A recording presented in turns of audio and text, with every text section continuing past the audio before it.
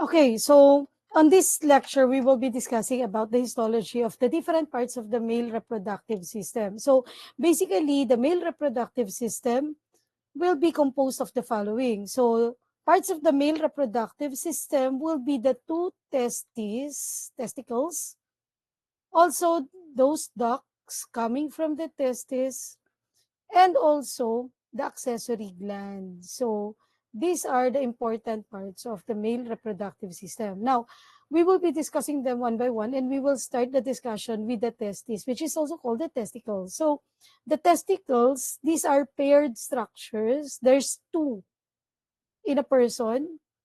As for the shape, it's oval shape. This is the entire testis. So the testis, this is located on this compartment, which is called the scrotum. So the testis is only this part here. Now the testis, this is surrounded by the tunica albuginea. This is the coating, okay, surrounding the testis. So the tunica albuginea, this is the dense connective tissue capsule around the testis. Now the tunica albuginea, it surrounds the entire testis. At the middle portion here, this is thickened, which is called the thickened portion.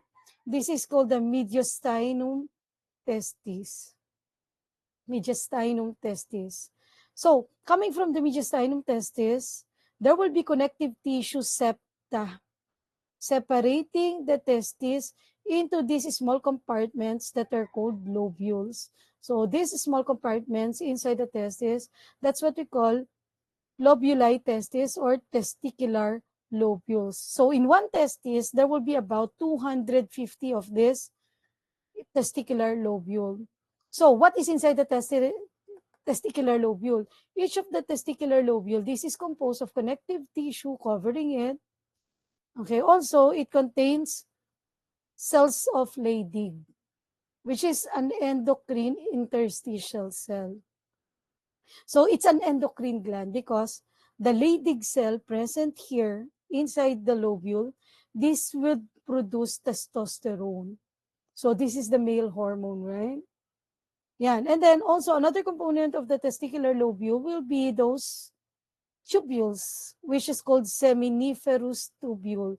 This is where the actual production of sperm cell happens. So let's talk about the coverings of the testes. So we talk about the tunica albuginea. So as you can see, the tunica albuginea, this is the dense connective tissue that forms the capsule of each of the testes. Now another covering which is outer to that will be the tunica vaginalis. The tunica vaginalis, it's composed of two layers.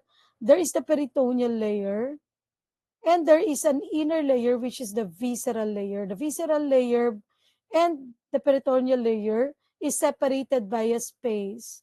So that space is the cavity.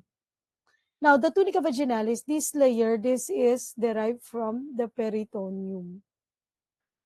And then the innermost layer, which is located inner to the tunica albuginea, that covering is called tunica vasculosa. So it's called tunica vasculosa because this innermost layer is very vascular. This is where we can find network of blood vessels together with loose connective tissue. So it lines the inner surface of tunica albuginea. So these are the three coverings of the testes. Again, from the outer, tunica vaginalis, and then tunica albuginea, and the innermost will be the tunica vasculosa. So microscopically, this is what the testicle would look like. Okay, let's see what are the different parts. So the capsule, that's the tunica albuginea. And then the inner layer where we can find the blood vessels, tunica vasculosa.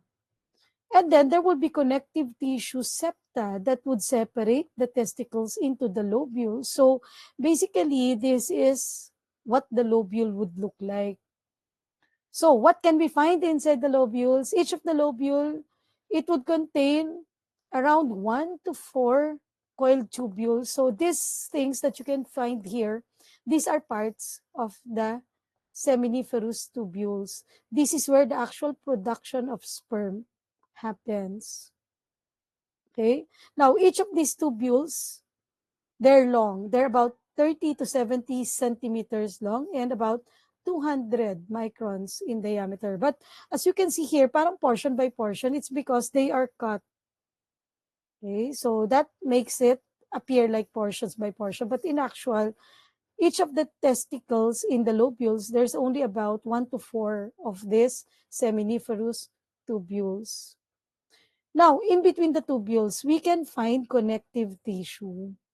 It's made up of loose connective tissue where we can find the blood vessels, like what you can see here, small blood vessels. Okay, in between the tubules, you can find those cells.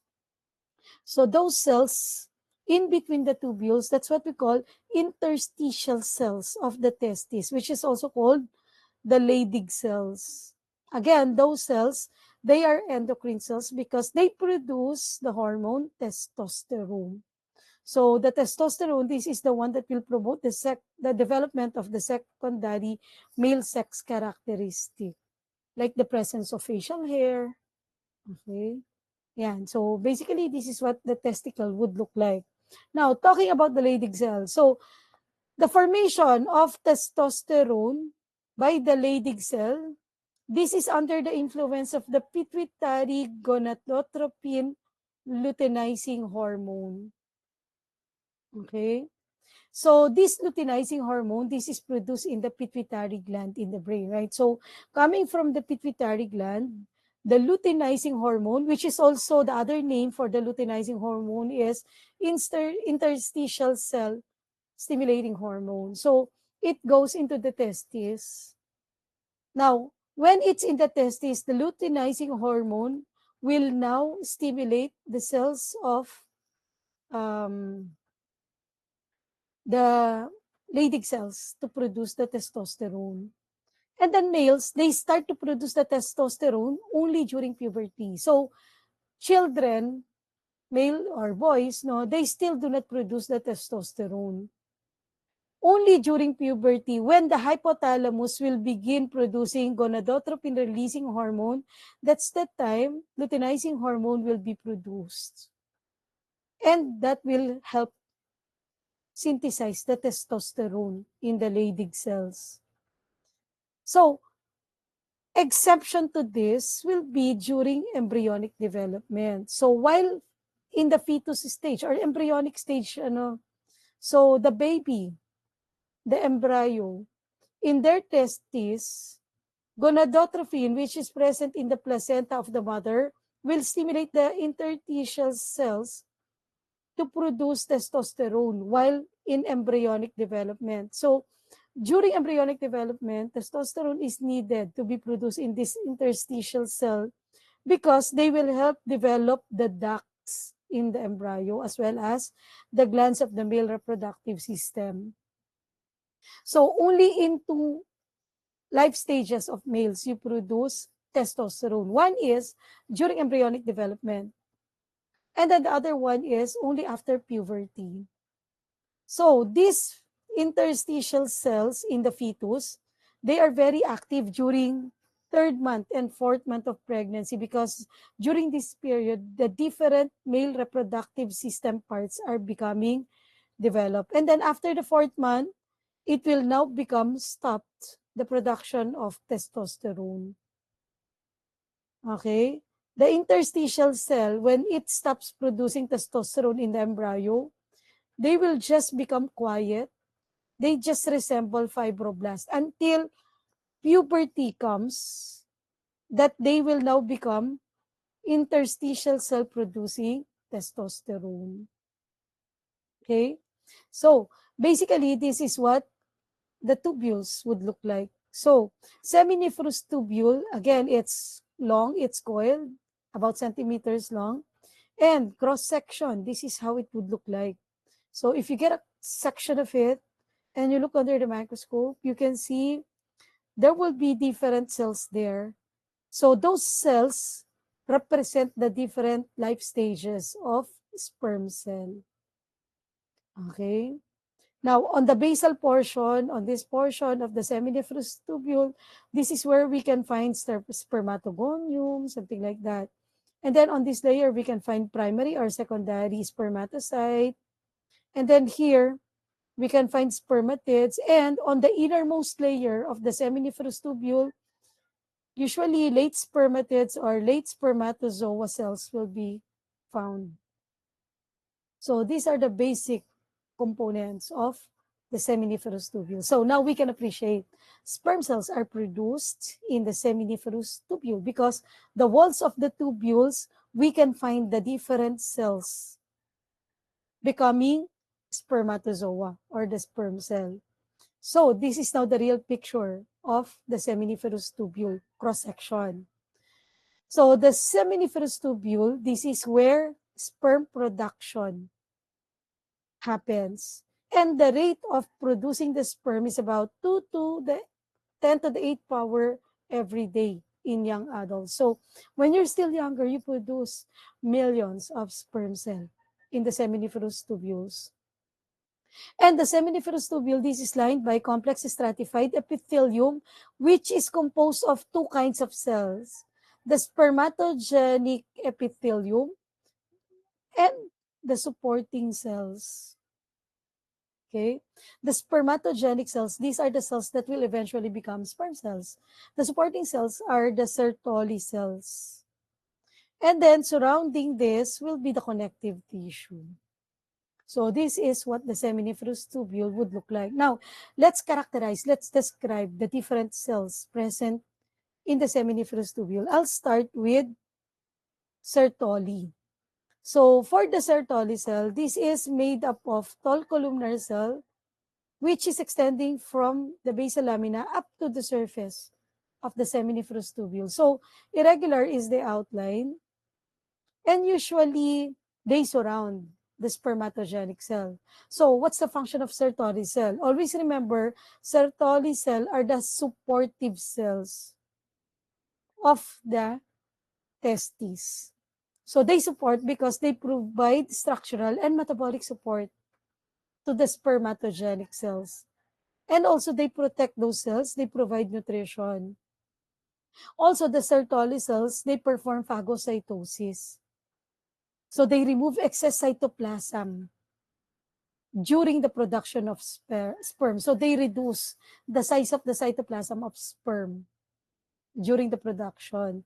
And lastly, the Sertoli cell will produce some testicular fluid that also combines with the sperm cell during the production of semen. No? And they produce androgen binding proteins that will help concentrate the testosterone. And they also produce inhibin that prevents follicle stimulating hormone secretion from the pituitary gland. And lastly, the Sertoli cell will form the blood testis barrier. So what is the blood testis barrier? The blood testis barrier, this is composed of the Sertoli cells, which is joined together by tight junction on the seminiferous tubules. So the tight junctions binding the Sertoli cells together, they form the blood testis barrier. So it's a barrier because this blood testis barrier will prevent any harmful substances coming from the blood vessels to affect the developing sperms. Okay? So also, this blood testis barrier will prevent sperms protein to enter the blood. So it's basically a barrier. Okay? So that's the Sertoli cell. Now, let's discuss the spermatogenic cell. As for the spermatogenic cell, we have different types. So we have the spermatogonia, which is located on the basal portion at the bottom. So in the seminiferous tubule, usually the bottom portion, the cells there, will be the spermatogonia. Okay? So the spermatogonia, this will be the stem cells in the testes. Because what they do is that they continuously divide to provide replenishment of the cell. So males, you continuously form sperm cell. It's because you have the source. The source will be at the bottom level, the spermatogonia. So the spermatogonia, when it matures, when it differentiates, it is the one that eventually becomes the matured sperm cell. So the formation of sperm cell from the spermatogonia, the process is called spermatogenesis. So how long can we convert spermatogonia to become sperm cell? It takes about 64 plus minus 4 days. So basically, it's about 60 to 68 days in males. And males, you only start to produce sperm cell during puberty. But before the puberty, you have those cells inside the testes. It's just that they don't mature, they don't form spermatozoa unless puberty arrives. Okay? So, again, the stem cell that is needed for the production of the sperm will be the spermatogonia. So, as you can see, the spermatogonia is located here. Now, how many sperm cell? This is spermatogonia. These are the immature spermatogenic cell, the stem cell, which is located close to the basement membrane of the seminiferous tubule. They contain 46 chromosomes. Okay? Now, this spermatogonia, they undergo mitosis. Remember, the cell division for spermatogonia will be mitosis, wherein the spermatogonia will produce either type A or type B. So, type A spermatogonia, this is the type of spermatogonia which is just continuously dividing. They're just continuously dividing. They don't undergo maturation to become sperm cell because the type of spermatogonia that eventually becomes sperm cell, that's type B. Type B spermatogonia. Okay? So, remember spermatogonia, mitosis is the cell division. So, let's say type B spermatogonia. Type B spermatogonia, it can now undergo mitosis to become primary spermatocyte. Primary spermatocyte will be the largest among the cells in the seminiferous tubule. They are located at the middle portion of the layers. Large is the nucleus, and you can see chromatins being clumped. And there would be 46 chromosomes there.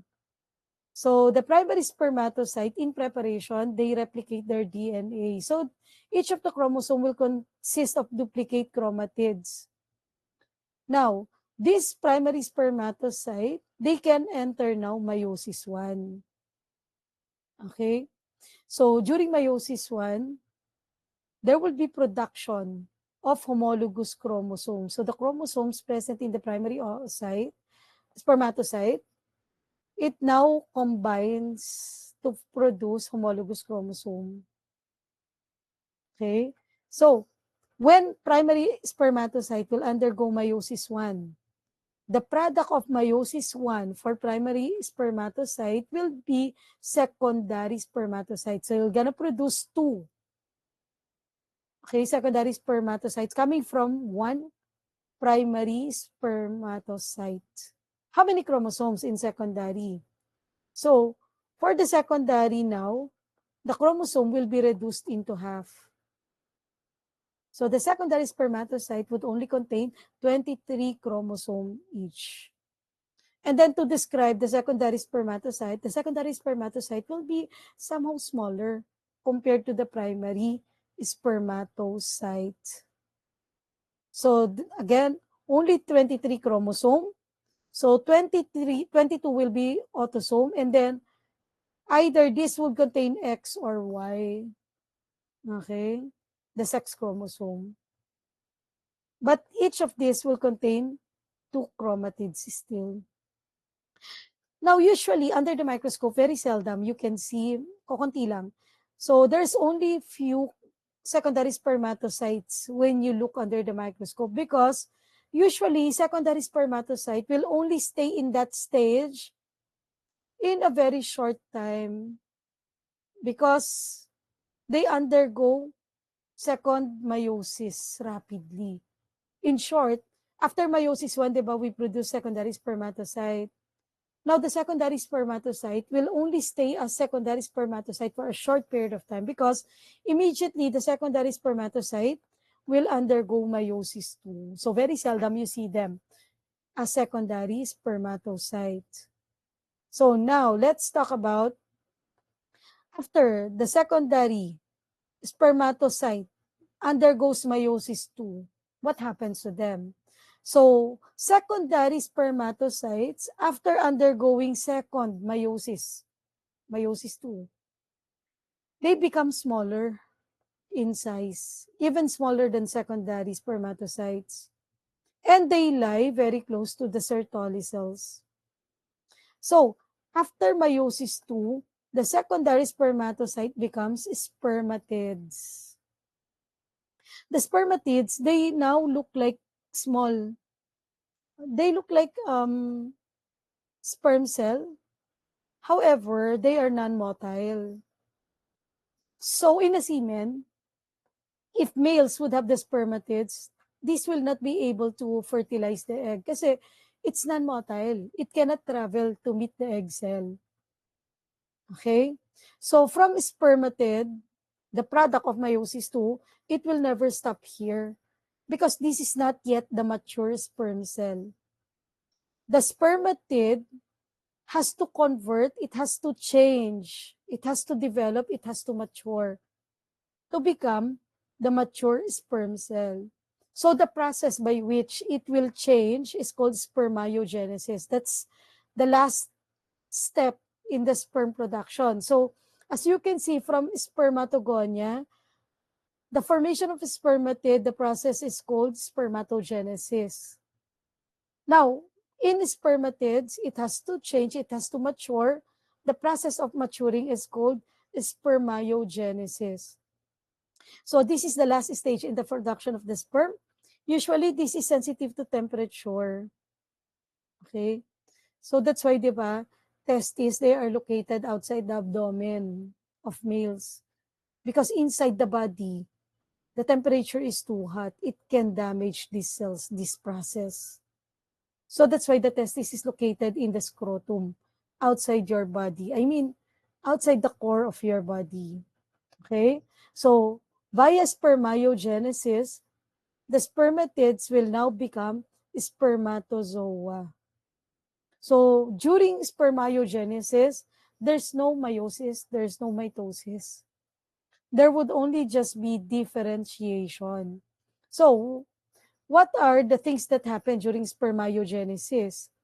So, from spermatid, okay, the spermatid will become matured sperm cell. So, during spermiogenesis, there is now the formation of the acrosomal cap. Do you see this acrosome? The acrosome, this is acquired during spermiogenesis. It contains acrosomal enzyme. This acrosomal enzyme, this is the enzyme that is needed in order for it to penetrate the egg cell or the ovum. Okay? And then also, there will be condensation and elongation of the nucleus. So, yeah, the acrosome is here, the nucleus is there. So, there will be condensation and elongation of the nucleus to become mature sperm cell. And then, there will be the production of this flagellum. The flagellum is the one that will increase the motility of the sperm cell. And then there will be formation of the helical mitochondrial sheath at the middle portion. And lastly, during spermiogenesis, excess cytoplasm is removed. So these are the basic things that happen during spermiogenesis. So during spermiogenesis, during the maturation, again, this is temperature sensitive. It cannot happen effectively at the body temperature of 37 degrees Celsius. So basically, the temperature has to be 34 degrees. And we can only achieve this when the testis is in the scrotum. So in the scrotum, the temperature is lowered via the following mechanism.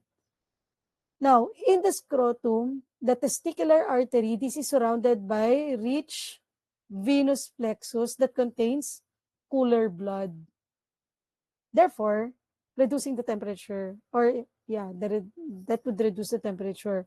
Also, in the scrotum, there will be evaporation of sweat from the scrotum that would cool down the testis.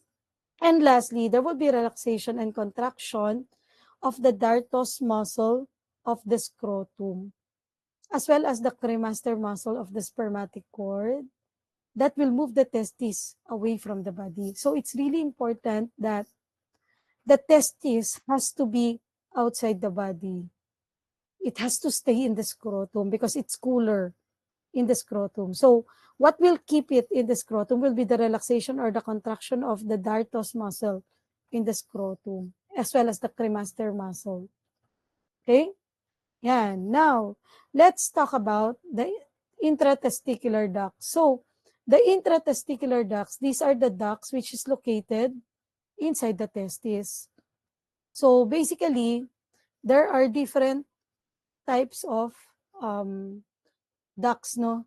So, we will start with intratesticular duct. So, this is the duct which is located inside the testis. So, there are straight tubules or tubuli recti, retitestis, and efferent ductules. These are the different ducts located inside the testis. So, all of them, they carry the sperm cell and the liquid produced in the seminiferous tubule towards the duct of the epididymis. And then the loops of the seminiferous tubule, okay, it will join the retitestis by the short straight tubules which is lined only by Sartori cells. So, coming from this will empty into the retitestis, which is, the retitestis is a network of channels lined by cuboidal epithelium. And this is supported by the connective tissue in the mediastinum testis. Now, coming from the retitestis, it will now drain into the efferent ductules, which is lined by unusual epithelium because the efferent ductule, this is lined by non-ciliated cuboidal cell, which is alternate with taller ciliated cells. So, non-ciliated and then ciliated taller cells, which is present in efferent ductules. So, the non-ciliated cells here, they absorb the fluid produced by Sertoli cell. Now, absorption and the ciliary action of these cells na may cilia, this would create fluid flow that will carry the sperm out of the testis towards the epididymis. So those are the different kinds of tubes. Again, the straight, the retitestis, okay, the retitestis is here, and the efferent ductule. So these are the different types of ducts. Intratesticular, again, straight, retitestis, and efferent ductules. So the three of them will be the intratesticular ducts because they are located inside the testis. So now, what are the different excretory genital ducts? So, coming from efferent ductules, the first excretory genital tract will be the epididymis. Epididymis, this is made up of series of ducts, no? And then, coming from there, coming from the epididymis, it now goes into the ductus deferens. And then lastly, the ejaculatory duct. So you see how it goes. The sperm cell, together with the fluid produced in the seminiferous tubule, it goes into the straight ducts, to the retitestis, to the efferent ducts, to the epididymis here, and then up to the ductus deferens, out to the ejaculatory duct. So those are the ducts that would carry the sperm as well as the fluid. Now, let's talk about the epididymis. The epididymis, this is a comma-shaped structure on the posterior lateral aspect of the testis. So usually it's 6 centimeters long. It is highly coiled and it is supported by vascular connective tissue. Now, the epididymis is pseudostratified columnar epithelium. Okay. Now, as the sperm passes through the epididymis, it takes about 2 to 4 weeks. So the sperm cells, they will stay in the epididymis for 2 to 4 weeks. During this time, the spermatozoa will undergo maturation and it will be acquiring the ability to fertilize. So, while inside the epididymis, these are the things that happen to the sperm cell. They develop the competence, they develop motility, so much of the motility. Also, the acrosome, the head of the sperm cell kasi, diba, it has the acrosome there together with the nucleus. So, the acrosome, it matures in the epididymis. And there will be some biochemical and organizational changes in the cell membrane, in the sperm cell, while in the epididymis. So, epididymis does not only convey, it does not only transport the sperm, but also epididymis, it will help change and develop the sperm on this region.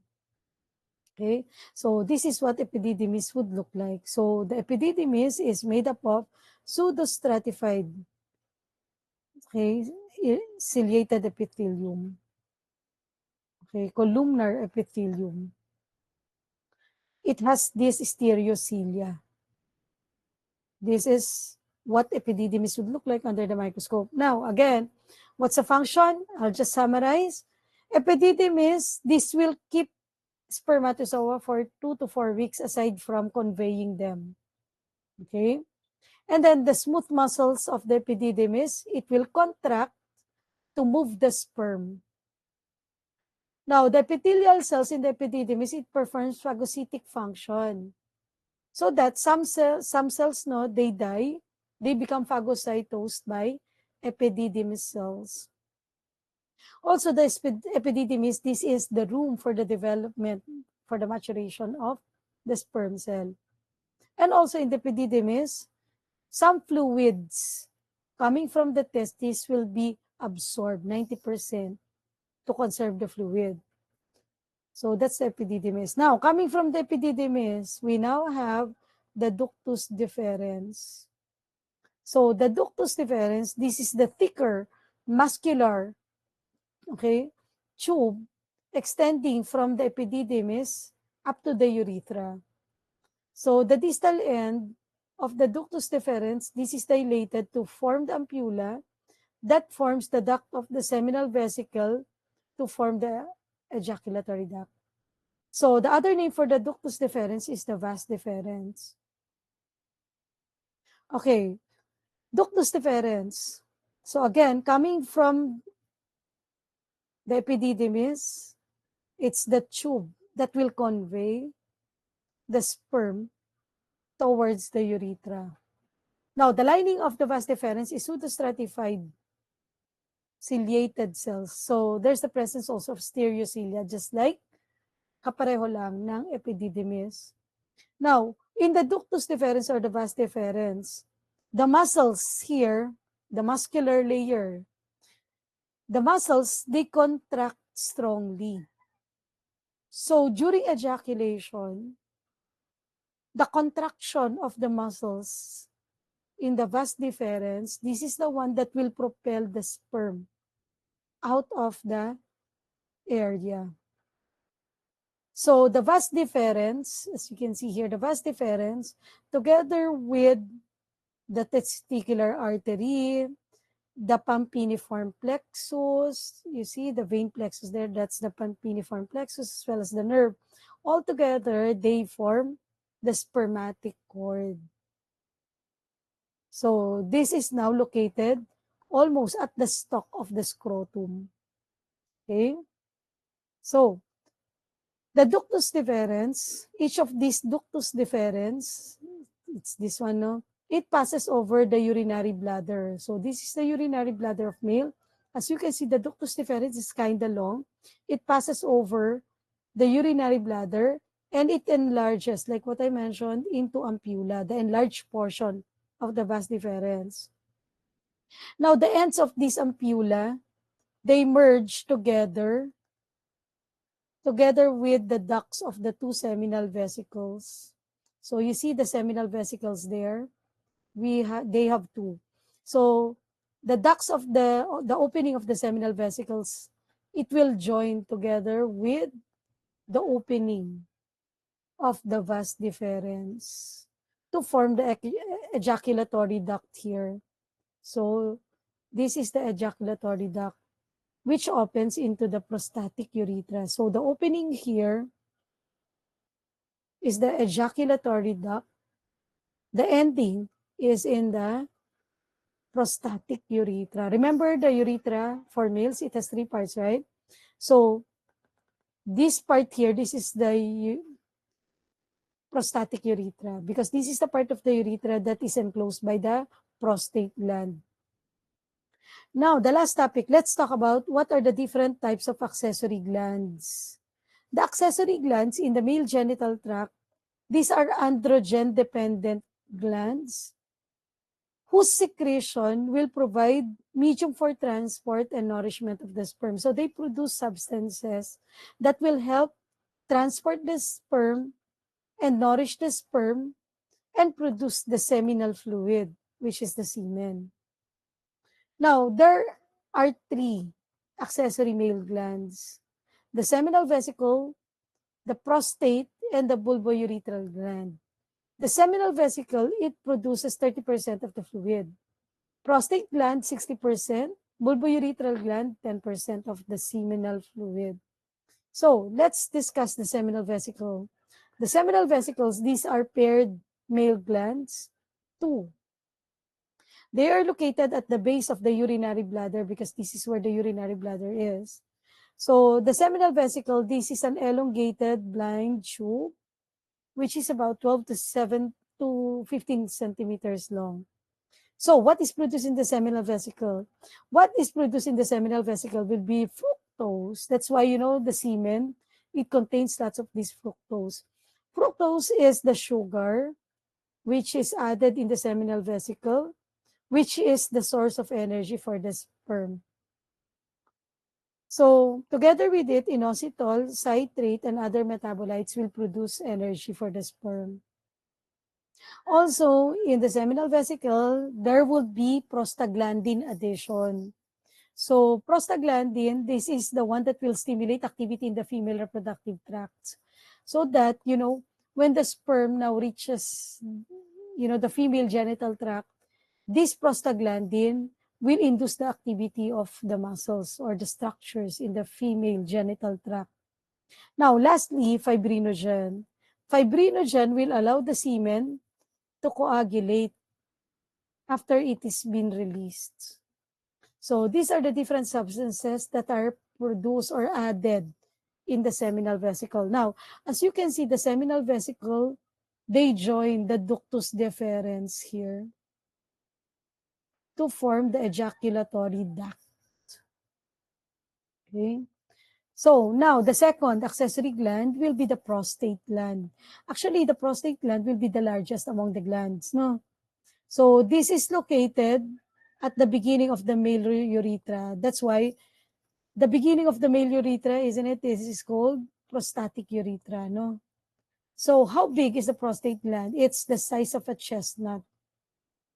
It is around 20 grams. So what is produced by the prostate gland? The prostate gland will produce fluid so that the semen will have the fluid. But another important substance that is produced by the prostate gland is the prostate-specific antigen, or PSA. So this is a protein that helps liquefy the coagulated semen, so to facilitate slow release of sperm after ejaculation. Okay, so that's the prostate gland. Now, histologically, the prostate gland will be consist of tubuloacinar cells like this. Okay, and it has the stroma, the connective tissue surrounding it. Okay, now the glandular parenchyma here, this is the one that will produce the secretion. Now, the lining epithelium of the prostate gland will be cuboidal to columnar epithelium. Okay? So, as you can see here, the prostate gland, again, columnar cells. So, the lumen inside this prostate gland, they contain the different secretions. Now, the spherical prostatic concretions, like here, inside the lumen of the prostate gland. This is what we call corpora amylacea. This is the condensation, the collection of prostatic secretion. So the number of concretions like this prostatic amylacea, it increases with age. And then it can become calcified. That's why, older males, they have problems with prostate gland, right? That's because as they grow older, they produce a lot of this corpora amylacea, the concentrated, condensed prostatic secretion that sometimes becomes calcified. Now, the fibromuscular connective tissue surrounding the parenchyma of the prostate gland, it is supporting the parenchyma. It's made up of smooth muscles, and it has the connective tissue running at different direction. Also, blood vessels and nerves will be located in this stroma, the connective tissue of the um, prostate gland. Now, the last type of gland will be the bulbourethral gland. The bulbourethral gland, it's called the Cowper's gland. So, it's paired. Unlike, by the way nga pala, no, prostate gland is only single. Bulbourethral gland is also paired and very small in size of a pea, pea-sized gland. So, it's about 3 to 5 mm in diameter, each of the gland, and it's located in the urogenital diaphragm. This part here, this is the urogenital diaphragm. So, the secretion of it empties into the proximal part of the urethra inside the penis, which is called the penile urethra. So, coming from the bulbourethral gland, the substance it produces, it goes directly into the penile urethra. So this bulbourethral gland, which is present in the diaphragm, no, it's located in a pouch, which is the deep perineal pouch. So what is produced by the Cowper's gland? The Cowper's gland will produce mucus-like fluid that will lubricate the penile urethra before the sperm goes out. Okay? So that is the bulbourethral gland. Now, the last part of the male genital system will be the penis. So the penis, this is on the cross section, it's composed of 3 cylindrical masses of erectile tissue. So it's composed of these 3 erectile tissues. So that's what we call corpus cavernosum. Okay? So we have 2 corpus cavernosum and 1 corpus spongiosum. Inside the corpus spongiosum, we have the spongy urethra, which is also called the penile urethra.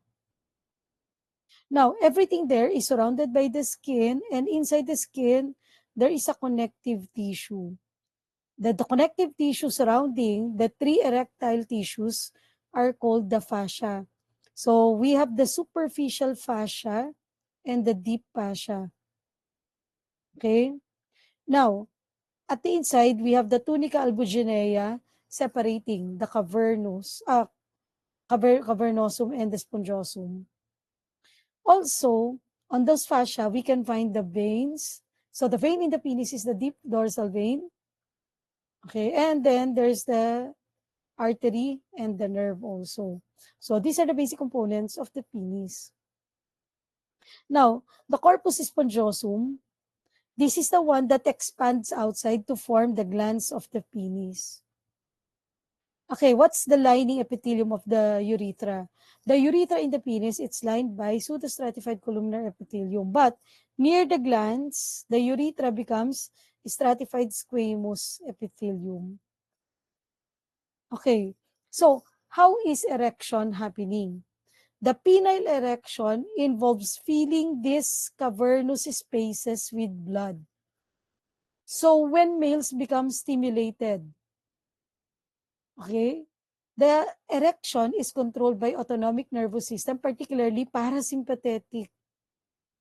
So during parasympathetic stimulation, there will be relaxation of the tubercular smooth muscles And there will be dilatation of those arteries, allowing more blood to flow and to fill. See this, the central artery. So the blood in the central artery, it now fills the cavernosum. So erection basically is involving the feeling of blood. This becomes filled, creating the erection. Okay. Now, during erection, there will be enlargement also, not only of those cavernosum, but also there will be compression of the dorsum vein. Okay, so the vein will also become compressed, no? So this will block the venous outflow, and this will produce tumescence, no, and rigidity of the penis, because the blood will just stay inside this corpus cavernosum. Okay, now what about during ejaculation or during climax? What's going to happen next? So at the start of ejaculation, sympathetic stimulation now happens. So during sympathetic stimulation, the helicine arteries, as well as the trabecular muscles there, they will now constrict, therefore decreasing the flow of blood on those corpus cavernosum. So when you stop the flow of blood there, the pressure inside will become decreased. And that will allow the veins to drain most of the blood. Therefore, erection now stops. So those are the physiology during erection. Okay, and the end of the lecture. So, do you have any questions? See, ang simple lang pala ng mga topics na to, no? Pero, yeah, during Gen Histo, parang bang it seems so overwhelming. Pero, sa totoo lang naman pala, napaka-basic lang pala nito, no? Just remember the terms. At alam niyo ba, si Dr. Alvarez, I cannot forget. There is one mistake that I have that I really can remember during the board exam. So, it asks, what type of stimulation is present during erection? Naku, sabi na sa inyo, mahirap akong tsumamba, dapat talaga nag-aaral ako eh. Alam niyo ba sagot ko, sympathetic? Tapos after the exam, I check, naku, parang sympathetic. I feel so devastated. Ganun, di ba, pag exam, kahit isang mistake lang na sigurado ka, ang sakit sa puso, no? From that day on, I didn't forget. Kasi wala naman ako experience, no, hello. Kaya hindi ko siya alam. No, I'm just kidding. So, that's the importance of this lecture. You don't need to experience. You just have to listen to the lecture. Basta don't forget, parasympathetic stimulation is the one that will cause the erection of the penis. Sympathetic will now relax, no, the erection. So, any questions? Yung aga, I thought we will finish at 11. Eh kasi naman, ang passive nyo, wala talaga kayong questions. Are you sure? Hindi, sige. If you don't have any question, then let's go to the module, the last quiz, which is about the oral mucosa. So, section 1, you can find the oral mucosa in midterms. Yeah, quiz oral mucosa, March 28. And then for section 2, yeah, find the quiz with the title oral mucosa. Okay, section 2 also oral mucosa. Teka.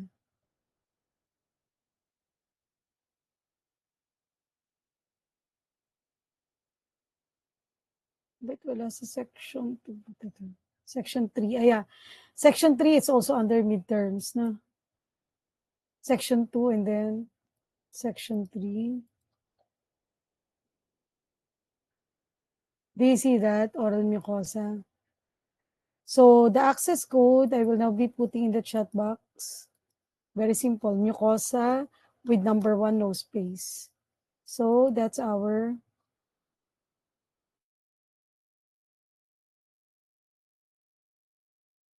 sorry, nag-announce ako. Yeah, so if you don't have any question, then that concludes our lecture. After you take the quiz, you may now log out if you don't have anything to ask. I'll see you next week, 7:30 next week.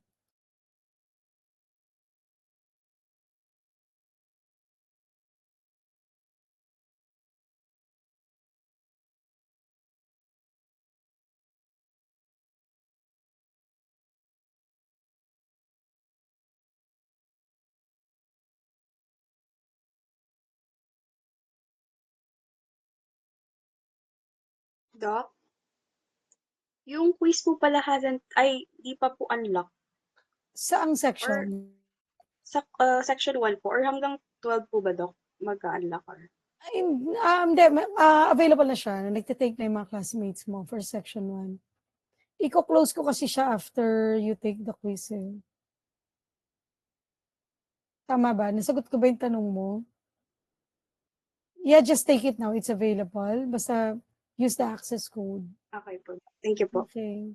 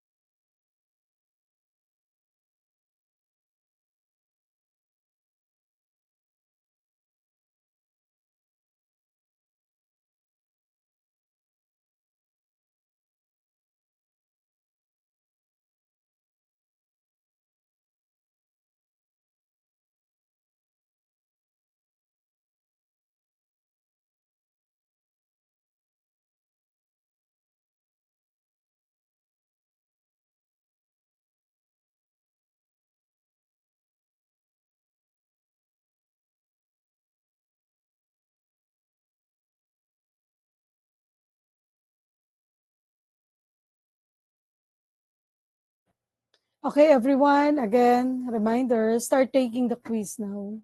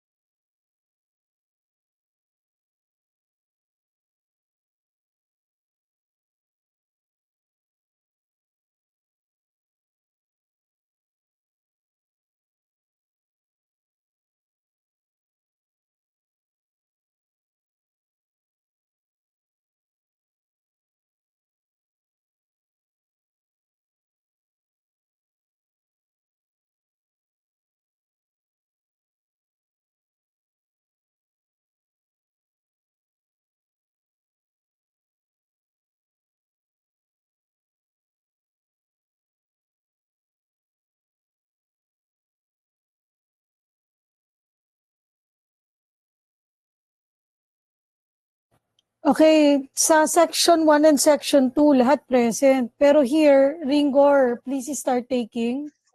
Polopot also. Feliciano Doc, Domanais, yes.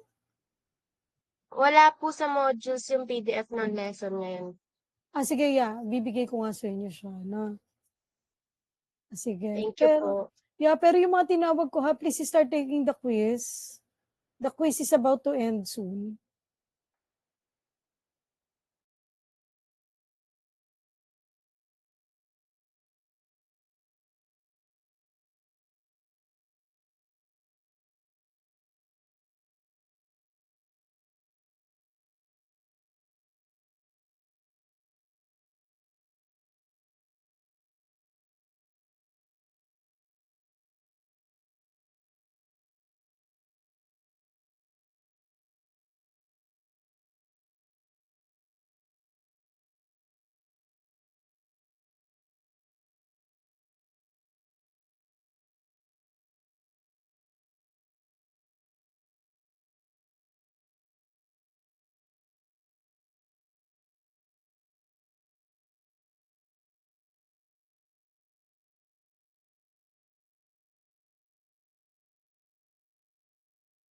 Okay, bye everyone.